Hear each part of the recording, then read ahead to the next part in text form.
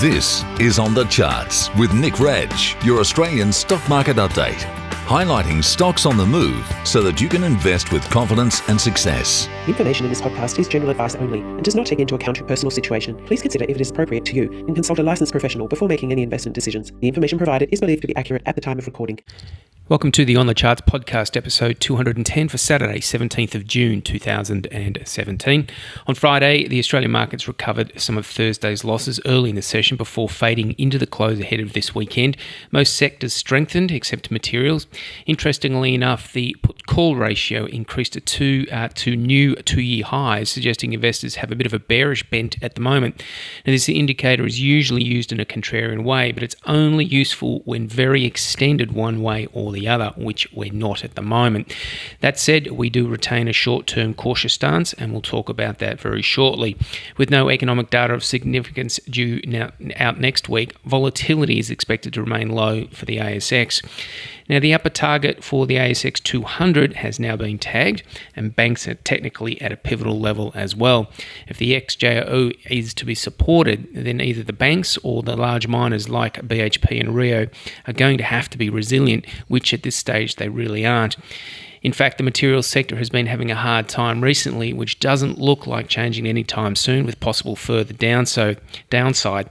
We haven't been involved in the miners over the last few months, and our only exposure to the banks has been the short side, with Bendigo, which we closed out a couple of days ago for reasonable profit. Some of the other companies continue to trend very strongly, though with CSL being our standout performer over the last few weeks. On the monthly charts, iron ore has been taking a hit recently, with price retracing 61.8% of the prior leg higher. In normal circumstances, this would present a potential buying opportunity, although the problem here is that the leg down has been extremely strong and impulsive in nature. This means plenty of caution is required, and buyers would need to step up immediately to avoid something more sinister unfolding. This has obviously had an impact on Fortescue, Rio and BHP, although Fortescue is likely to suffer more as it doesn't have the diversification of the other two.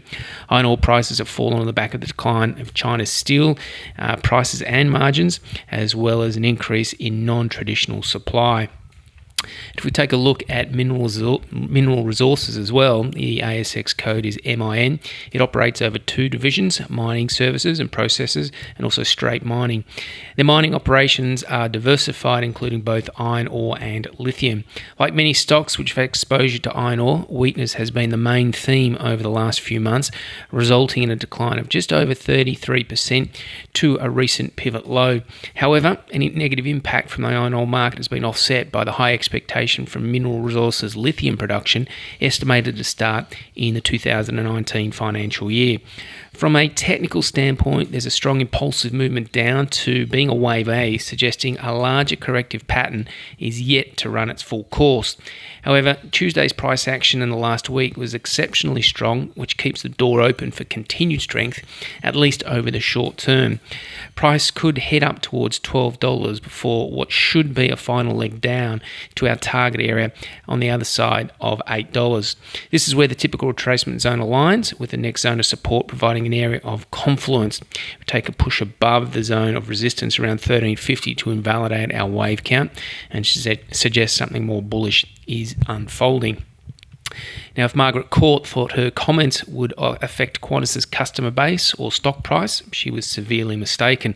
Qantas has been flying high out this week and hitting a new record high of $5.50.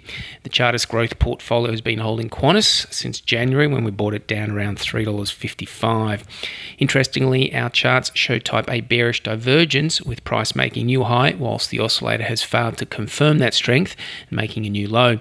Follow-on weakness from Friday's real strength and turnaround would trigger the divergence and provide more confidence regarding a consolidation phase or even a deeper retracement taking place, which is highly needed at this stage. And at this stage, we're watching for a wave 4 high to form, a wave 4 low to form, which keeps the door open for higher prices over the medium to longer term. But we do need a little bit of a pause. In fact, all-time highs are likely going to be challenged, if not in the not too distant future. And talking of crude oil, those prices have come under pressure again recently off the back of stockpiles in the US, surging by 3.3 million barrels for the week, ending June the 2nd, with analysts way off the market, expecting a 3.5 million barrel decline. Saudi Arabia's energy minister, though, has recently stated that OPEC's output cuts were helping clear oil inventories and that these cuts may even increase over the coming months.